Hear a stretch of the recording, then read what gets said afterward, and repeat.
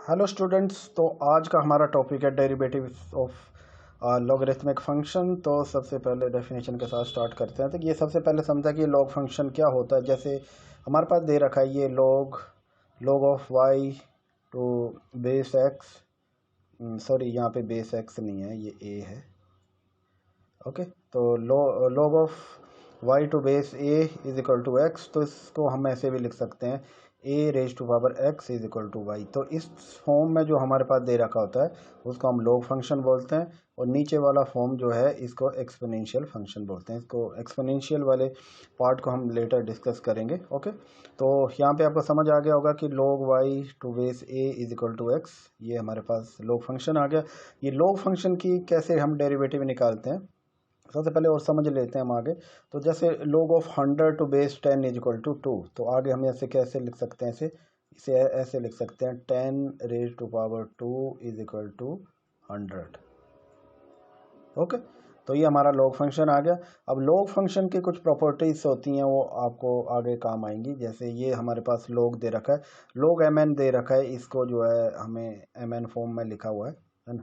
तो इसको हम तोड़ के भी लिख सकते हैं। तो ये क्या हो जाएगा, log m plus log n। तो m और n दोनों सेपरेट हो गए। ओके, तो इक्वेशन हमें mn फॉर्म में दे रखा होता, तो हम इसको सेपरेट करके m प्लस n फॉर्म में लिख सकते हैं। ओके, तो आगे चलते हैं। नेक्स्ट है हमारे पास ये p ओवर q फॉर्म में है, इसको डिवीजन फॉर्म भी बोलते हैं। ओके, तो log m ओवर n, इसको कैसे करेंगे, सबसे पहले log m लिखेंगे जो ऊपर वाला है, then minus log n to base a। Okay, तो ये आ गया, दो प्रॉपर्टीज आ गई, इन दोनों को आप अच्छे से याद कर सकते हैं, नोटबुक में लिख सकते हैं। ओके, तो अगला आ गया हमारे पास ये log m raise to power n। इस सिचुएशन में क्या करते हैं हम, n जो है ये पहले आ जाता है, यहाँ पे n पहले आ जाएगा, तो यहाँ देखो क्या हो गया, n log m हो गया। अब आगे चलते हैं, तो log e टू बेस ई से ई ये कैसे कट जाता है, तो वन, जहाँ पे भी log ई ये दो इकट्ठा आपको मिलते हैं तो वहाँ पे सीधा आप इसको वन के इक्वल रख सकते हैं। नेक्स्ट है हमारे पास ये आ गया log ऑफ वन या कांस्टेंट जो होता है ये 0 होता है।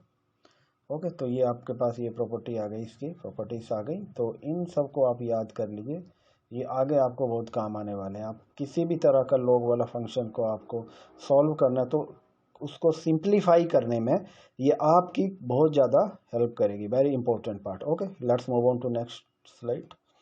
तो अब हम सीधा एक एग्जांपल लेते हैं। देखो आपके पास क्या है, अब हमें डेरिवेटिव निकालना है। यहाँ पे y is equal to log x to base a, ये हमारे पास ये जो है एक फंक्शन दे रखा है। यहाँ पे क्या है, y जो है x पे डिपेंड कर रहा है यहाँ पे। तो देखो यहाँ पे हमें 4 पार्ट करने हैं। सबसे पहले आपको log फंक्शन दे रखा होता है, तो पीछे जो मैंने आपको प्रॉपर्टीज बताई उनके बेसिस पर आपको सिंप्लीफाई करना है। और सिंप्लीफाई करने के बाद आपको क्या करना है, log x a आपको बेस ए दे रखा है, तो आपको कुछ नहीं करना है, सबसे पहले log e लिख देना है, जो बेस है वो वैसे ही लिखना है। ये आपका पहला स्टेप हो गया। मैंने आपको बताया इसको डिफरेंशिएट या डेरिवेटिव लेती बार log e वैसे ही लिखना है, और जो वहाँ पे बेस है उसको a लिख देना है आपको। और नेक्स्ट पार्ट आ गया, आपको जो x है log के आगे जो कुछ भी लिखा हुआ है यहाँ पे x होगा या x प्लस वन जो भी होगा उसको अपॉन में लिख देना है। इसको अपॉन फॉर्म में लिख दिया, 1 ओवर x लिख दिया मैंने। और हमारा फोर्थ स्टेप क्या आ गया, फिर हमने जो x लिया है इसका डेरिवेटिव लेना है। ओके, तो पहले स्टेप में हमने सिंप्लीफाई किया, दूसरे में हमने log e और जो बेस है वो लिख दिया, और हमने थर्ड में क्या किया, जो भी है उसको वो अपॉन फॉर्म में लिख दिया, log के आगे जो भी है ना।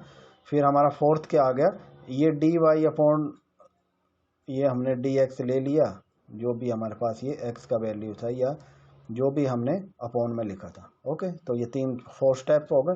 आगे हमें इन्हीं स्टेप्स को फॉलो करके हमें dy अपॉन dx निकालना है। तो आगे चलते हैं, पहला न्यूमेरिकल देखते हैं। देखो ये हमारे पास फंक्शन है y is equal to log, हमारे पास फिर ये इनसाइड द ब्रैकेट है ये। Okay, x cube plus 3x square है। हमें इसे कैसे करना है, तो पहला पार्ट मैंने पहला स्टेप क्या बताया था, सिंप्लीफाई करना है, तो ये पहले ही सिंपल है। ओके, तो नेक्स्ट स्टेप क्या है, हमें जो log फॉर्म में दे रखा है log लिखा है, तो पहले ही हमें log e तो वैसे ही लिख देना है। ओके ओके, log e लिख दिया। और अगला क्या है कि देखो जहाँ पे लोग के साथ कोई भी बेस नहीं लगा होता है वहाँ पे ई होता है। ओके, ई होता है। ई को क्या बोलते हैं? नेचुरल लॉग बोलते हैं इसे। इसे एल एन से भी हम डिनोट करते हैं। तो जहाँ लॉग में बेस कुछ भी नहीं है तो वहाँ ई एज्यूम कर लेते हैं। ओके, तो मैंने बताया था सबसे पहले लॉग ई तो वैसे ही लिखना, फिर बेस लिखना। तो यहाँ बेस ई है तो हमने वैसे ही लिख दिया, ये लॉग ई लिखा, फिर बेस इसका ई लिख दिया, क्योंकि जहाँ बेस कुछ नहीं होता वहाँ ई एज्यूम कर लेते हैं। आगे बोला था मैंने अपॉन फॉर्म में लिखना है, तो एक्स क्यूब प्लस 3x² है तो इसको 1 ओवर कर देंगे, इसको ऐसे ही नीचे। फिर हमारे पास जो भी ये पार्ट आएगा इसका डेरिवेटिव लेना है यहाँ पे। ओके, इसका डेरिवेटिव लेना है। इसका डेरिवेटिव लेने के बाद हमारे पास क्या आएगा? इसका डेरिवेटिव लेने के बाद हमारे पास आ जाएगा, ये नीचे वाला पार्ट है तो ये था एक्स क्यूब था तो ये 3 नीचे आ गया, एंड 3 - 1 तो ये आ गया 3x² आ गया।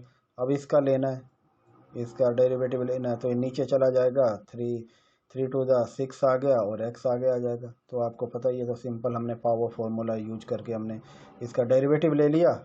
आगे क्या करना है? अब मैंने बताया था आपको कि लोग ई दोनों जगह ई है तो ये 1 के इक्वल होता है। 1 के इक्वल है तो हमें कुछ भी नहीं लिखना है। ओके, तो इसको तो आप ऐसे ही काट सकते हो। तो क्या हो गया? अब इस पार्ट को हमने यहाँ ऊपर लिख दिया न्यूमरेटर में, और डिनोमिनेटर वैसे ही है, तो ये हमारा फाइनल आंसर आ गया। ओके, तो आगे एक और एग्जांपल करते हैं और ज़्यादा क्लैरिटी आपको आ जाएगी। वही मैंने आपको 4 स्टेप बताए हैं। तो देखो यहाँ पे क्या है, यहाँ पे है log 4x+8 टू बेस ए। यहाँ पे ए है, जहाँ पे बेस कुछ भी नहीं होता वहाँ पे हम बेस क्या ई एज्यूम कर लेते हैं। ओके, तो यहाँ पे हमने पहला स्टेप क्या करना है? पहला स्टेप हमें सिंप्लीफाई करना है, तो सिंप्लीफाई तो ऑलरेडी है ही ये। तो हमें क्या करना है? पहला dy/dx निकालने के लिए हमें सीधा ही log ई लिख देना है। log ई लिख देना है और जिसका वो बेस है वो लिख देना। बेस मैंने वैसे ही लिख दिया।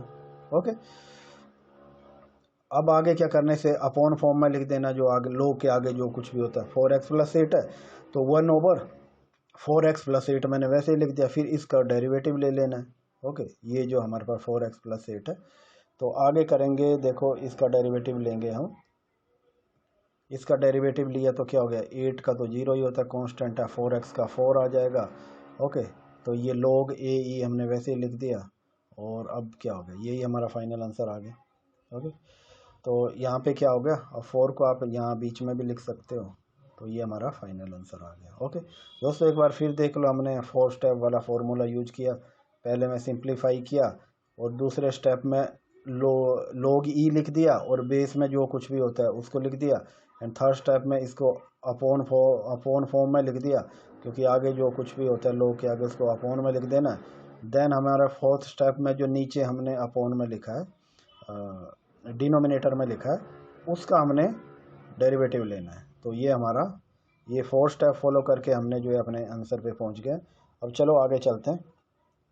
देखो आगे वाला पार्ट हम देखते हैं। जैसे यहाँ पे y = log हमारे पास है, ये रूट के अंदर है 1 + x³ है। तो देखो इसको हम सिंप्लीफाई कर सकते हैं। जब भी ये रूट खुलेगा, रूट खुलता है तो क्या आता है? ये 1/2 आ जाता है रूट को खोलने का। देखे ये जहाँ पे ये x लिखा है तो हमें इसे ओपन करना है, तो क्या हो जाएगा? x हो जाएगा और पावर में 1/2 आ जाएगा। यही हमने यहाँ पे किया। और फिर मैंने आपको बताया था कि log के आगे जो कुछ भी होता है उसकी पावर होती है तो पीछे आ जाता है। तो ये 1/2 है, 1/2 जो है ये यहाँ पे आ जाएगा। ओके, तो ये हमारा क्या फंक्शन बन गया? 1/2 log आ गया 1 - x³ इतना आ गया। अब इसको हमें डेरिवेटिव लेना है, dy/dx लेना है हमें। तो आपको पता है कि 1/2 है तो ये तो ऐसे ही रहेगा। और log क्या log हो तो हम क्या लिखते हैं? पहले log ई लिखते हैं फिर बेस लिखते हैं।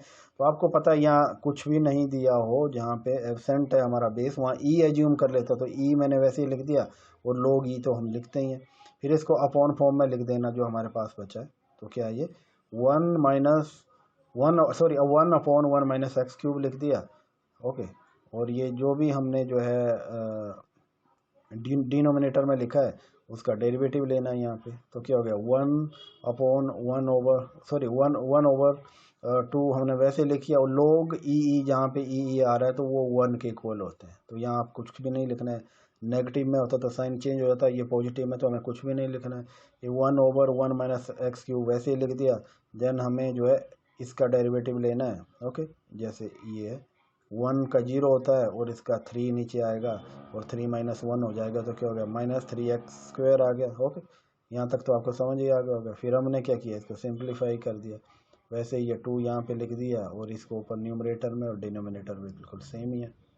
ओके, तो ये हमारा फाइनल आंसर आ गया दोस्तों। तो बिल्कुल ही बड़ा सिंपल से क्वेश्चन है, आप इन स्टेप को फॉलो करेंगे तो आपको कैसा भी क्वेश्चन दे तो आप उसे गलत नहीं करेंगे। तो कई बार क्या होता है कि लोग ई या हमारे पास जहाँ पे लोग बेस में कुछ नहीं दे रखा तो हम इसको जीरो ही मतलब कुछ नहीं लिखते हम, पर इससे होता है हमारे स्टेप खराब हो जाते हैं और जहाँ पे ए या कुछ लिखा तो हम कंफ्यूज हो जाते हैं। इसलिए पूरा स्टेप फॉलो करो आप, बिल्कुल आंसर आपका सही आएगा।